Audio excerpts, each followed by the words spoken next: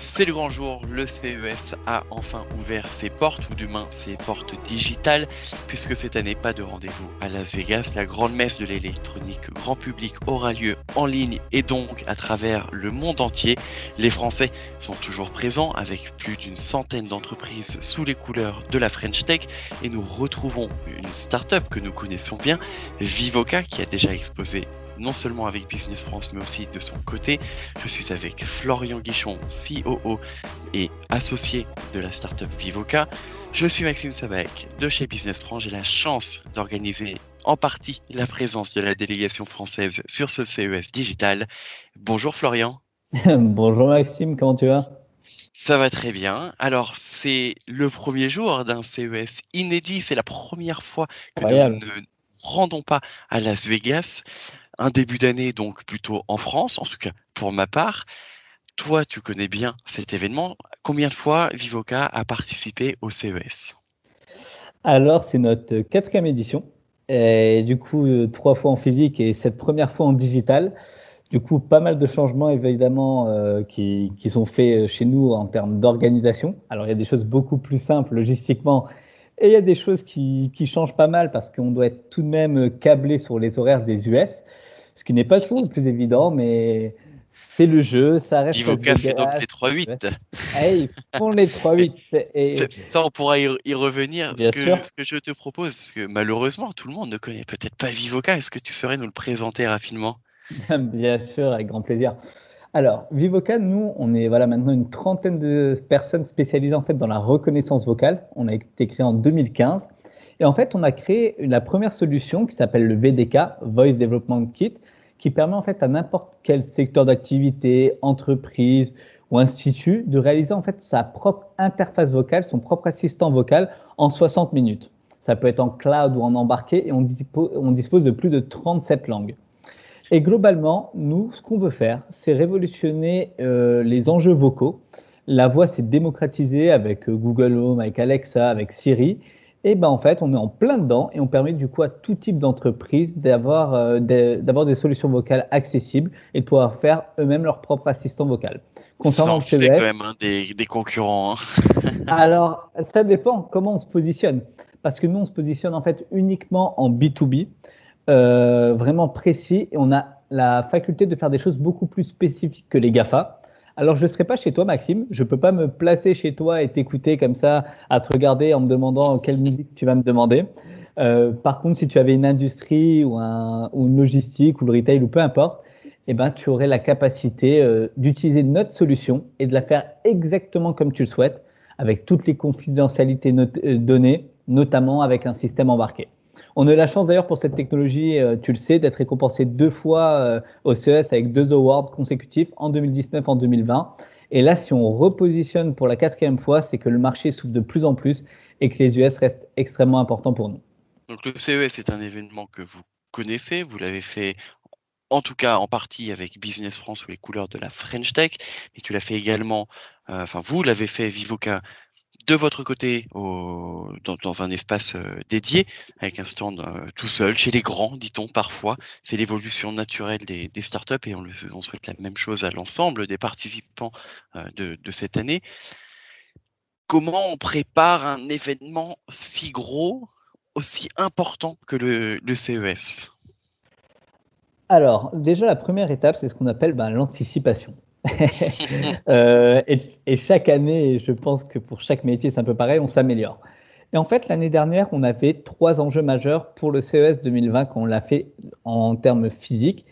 La première, c'était la préparation de l'organisation. Tu le dis très bien, il faut organiser les hôtels, il faut organiser le voyage, la logistique, tous ces aspects-là, sachant qu'on vient entre 8 et 10 à chaque fois, on vient en masse. Ah oui, Euh, belle équipe. voilà, et du coup, comme on vient en masse, ça demande une organisation logistique que Laurent chez nous fait extrêmement bien, mais du coup, c'est de l'amont.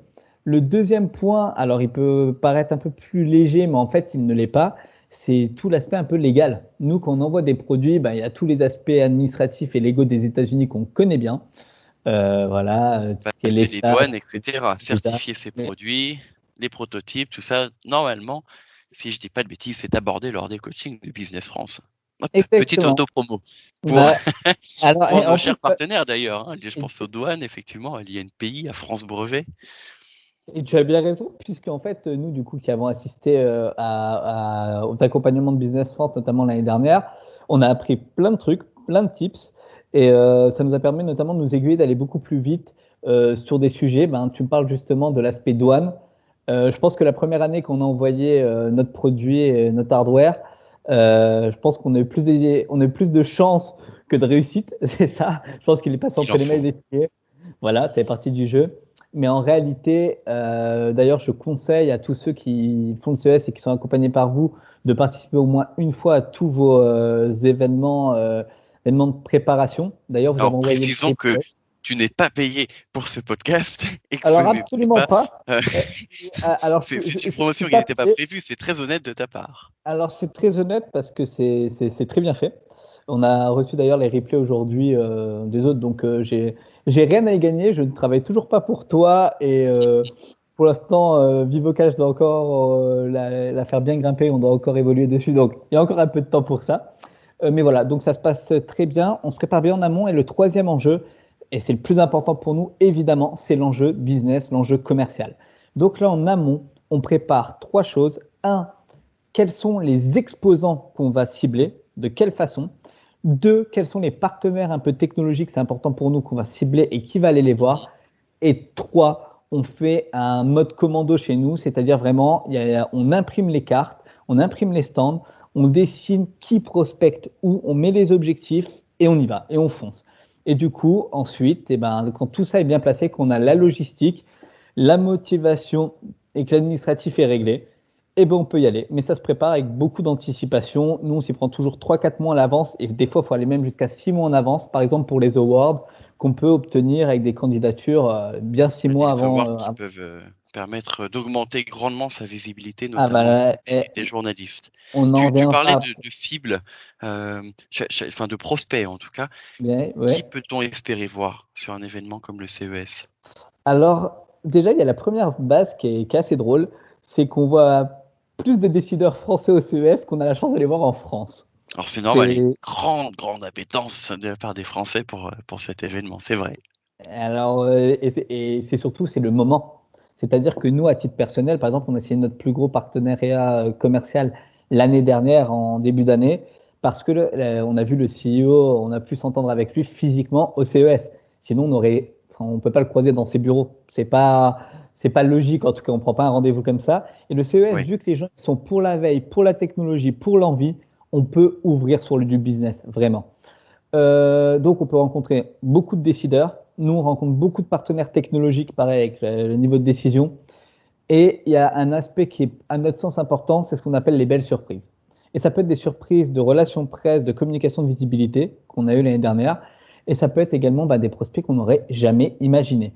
Et Ouais, là, ben on voit, c'est un sujet que je souhaiterais aborder avec toi bien qui sûr, connais l'événement physique et qui a abordé un début de journée, parce que sur tes horaires américaines, on est plutôt en première partie du CES, c'est l'incapacité cette année de s'appuyer sur la sérendipité d'un événement physique. C'est-à-dire habituellement, allez, avec un peu de chance, je suis pas un grand fan de chance non plus, mais parfois tu as une personne qui passe devant ton stand et comme tu l'as dit, tu l'as bien préparé, tes équipes sont à fond, le visuel est accrocheur et par conséquent, une personne s'arrête et il s'avère que les discussions pourraient devenir à l'avenir fructueuses.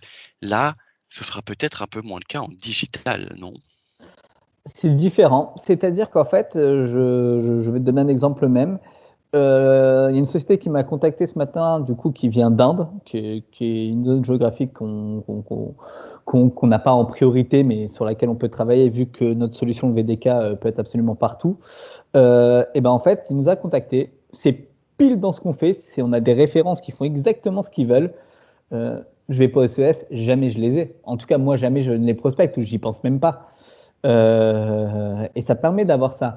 Donc la digitalisation le permet parce que leur plateforme est tout de même bien faite et bien mise en place pour ces aspects-là. Ce qui va jouer différemment, ça va être tout l'aspect émulsion et ambiance. Au sens, les afterworks qui sont faits à Vegas, pour les avoir fait également aussi un peu avec toi, tu rencontres des gens et tu fais des parallèles que là, je vais tout de même pas pouvoir faire. Il y a un côté émulsion qui est évidemment moindre pour le moment, mais on est les premiers jours, il faut voir un petit peu comment ça se passe. Là, on a seulement commencé le deuxième jour, il me semble, il y a 1 heure, et le premier jour était que pour la presse, même si nous, on a passé une nuit dessus. Je pense que le résultat va être différent, je te dirai ça dans quelques jours, mais je pense que par contre, le côté décideur et d'entreprise qu'on n'aurait pas visé autrement, je pense qu'il reste là. En tout cas, moi, j'ai chassé des gens que j'aurais jamais chassé autrement, et j'ai eu des retours d'ores et déjà aujourd'hui de gens qui m'auraient jamais ciblé autrement, je pense. Sans le Ça CES. fait plaisir à entendre. Faut peut-être expliquer aux auditeurs que chaque entreprise, start-up ou non, d'ailleurs les grands comptes sont logés à peu près à la même enseigne, donc chaque entreprise a une page sur la plateforme du CES, il faut un badge d'accès pour pouvoir visiter l'ensemble des pages des entreprises. Dessus, on y trouve des informations, logos, textes, visuels et autres PDF de présentation, de magnifiques vidéos aussi. Et le e-visiteur a deux solutions, soit contacter par message une personne qui apparaît comme exposante pour le compte, par exemple, de Vivoca en bas de page, et où il y a un outil qui s'appelle Pubble qui permet de chatter en direct avec une personne, ce qui te demande peut-être à toi, Florian, ou des personnes de l'équipe, d'être présent derrière l'ordinateur pour répondre à tout moment aux questions d'un visiteur. C'est parce que tu as parlé de nuit, de travail de nuit. Ouais. Vous êtes organisé de la sorte chez Vivoca, donc tu as été assigné à cette position pendant la nuit de répondre en live au contact. C'est ça, on fait les 3-8. Alors, je suis pas tout seul. Cette nuit, on était 4. On a les équipes, du coup, parce qu'en fait, en plus, comme on est sur plusieurs fuseaux horaires, comme je t'ai dit tout à l'heure, notre Voice Development Kit, il a la possibilité d'aller partout. En fait, les horaires US, en réalité, ils commencent à 23h ici, finissent à 5h du matin. Les horaires Asie, ça va être la plage d'après. Les horaires françaises, c'est les horaires normales. Et en fait, du coup, ouais, on est purement en 3-8. Alors, ce qui est bien quand on est une équipe, voilà, un peu épaisse aujourd'hui, ça nous permet en fait de pas être tout seul. Cette nuit, je t'avoue que même si c'est pas l'ambiance du CES de Vegas, sur Discord, à 4 dessus, à fond, ça rigole, ça plaisante, ça parle beaucoup. Ça tisse quand même des liens un peu différents. Mais c'est chouette, en fait. C'est une expérience. On a la chance d'avoir une top équipe qui nous permet de le faire, où personne ne rechigne jamais à ces tâches-là et on trouve ça chouette. Donc oui, il faut s'organiser en rapport à ça, notamment pour le live chat.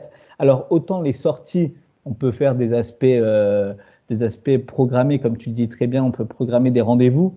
Bon, ça reste que si on s'adapte à eux, ça va être quand même à 3h du matin pour nous, mais ça, c'est pas grave, c'est à faire dans chaque cas, que ce soit CES ou non. Par contre, pour les entrants et le live chat, on est obligé d'être présent et il est hors de question qu'il y ait un lead qui passe et qui nous passe sous le nez parce qu'on n'était pas là. Non, parce qu'en réalité, si on était au CES, on serait là aux heures-là et c'est le jeu. Donc, tu vois, c'est une autre organisation, mais par contre, on pense que le côté entrant live chat marche très bien. L'aspect scheduler, donc mettre un rendez-vous, va très bien fonctionner puisque moi, là, je pense que j'ai un taux de retour de 30% qui fonctionne bien.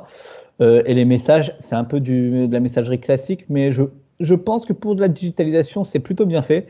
Et on verra sur les résultats globaux à la fin. Mais en tout cas, on est obligé de s'adapter parce que ça reste états-unien. Et du coup, leurs horaires, ce n'est pas les nôtres. Et c'est le jeu de l'adaptation. Effectivement, et reprécisons une autre information pour les personnes qui écouteraient ce podcast, que les rendez-vous donc peuvent se prendre via la plateforme du CES online et sont finalement tenus via Teams, un outil de visioconférence qui est extrêmement connu maintenant et surtout qui est proposé par Microsoft. Pas des moindres sociétés pour hoster un tel événement. Et J'avais toi, une tu n'es question pas toujours embauché sur... par Microsoft. Pardon? Toi, tu n'es pas embauché par Microsoft pour dire Teams. Exactement, toujours pas. D'accord. J'avais une question, encore une fois, sur l'organisation. Tu dis que vous étiez 4 cette nuit. J'imagine que chacun a un rôle un petit peu différent. Est-ce que c'est chacun son type de prospect? Comment vous avez organisé ça?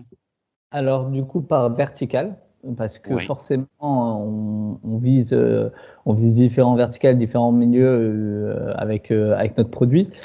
En réalité, c'était donc la préparation en amont dont je te parlais tout à l'heure, elle a été faite de la même façon pour l'aspect prospect. C'est-à-dire qu'on a visé par exemple la robotique, l'IoT, l'appliance, la smart home, tous ces aspects-là.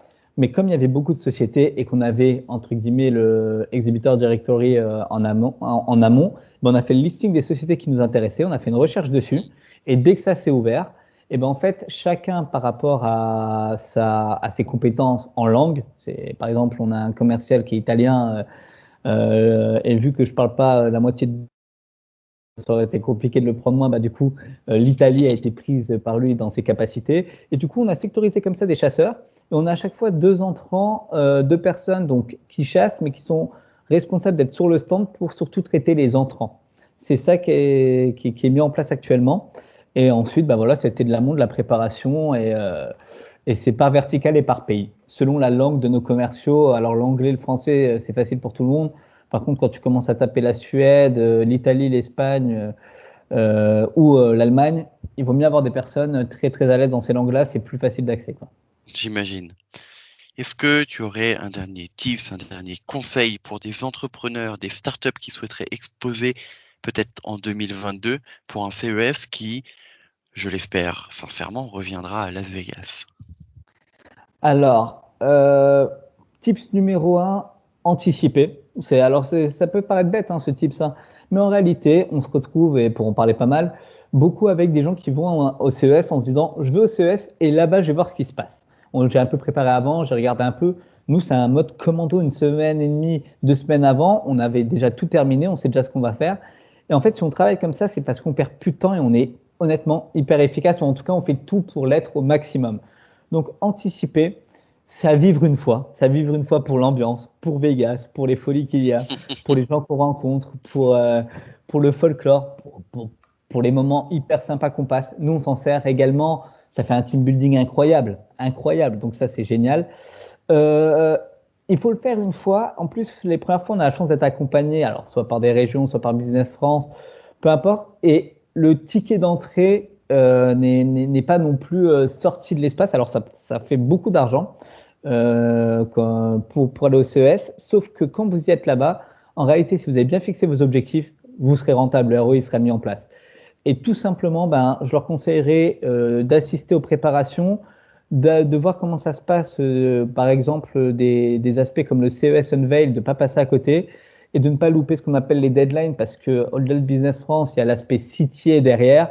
Et on sait que l'organisation de la CTA, pour les Français, c'est pas toujours la plus simple et on peut louper pas mal d'informations. Donc juste anticipez, préparez-vous, allez-y, éclatez-vous, soyez sûr de vos objectifs et puis ça va le faire parce qu'il n'y a pas de raison. L'événement, il est fait pour ça, il est incroyable.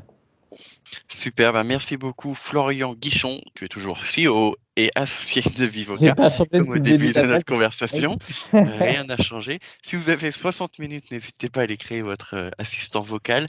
On peut retrouver Vivoca évidemment sur la plateforme du CES Online 2021. On peut te retrouver dans le catalogue de la délégation française. Il y a un site qui existe, Event Export Business France. Vous verrez, il y a un lien vers les participants. Vous avez toute la délégation française qui expose sur ce CES sous les couleurs de la French Tech. Et surtout, j'imagine qu'il y a le site internet de Vivoca. Exactement. Merci beaucoup Florian pour ton temps. J'invite nos auditeurs à rester connectés pour écouter d'autres entreprises qui exposeront sur ce CES digital. C'est une grande première. Nous espérons beaucoup qu'il y aura de nombreux rendez-vous pour nos exposants français. Une délégation qui est assez grande, une centaine de startups pour pas loin de, je crois, 2000 exposants. Donc la France est toujours présente. On se retrouve dans un prochain épisode. Merci beaucoup Florian, à très vite. À très vite.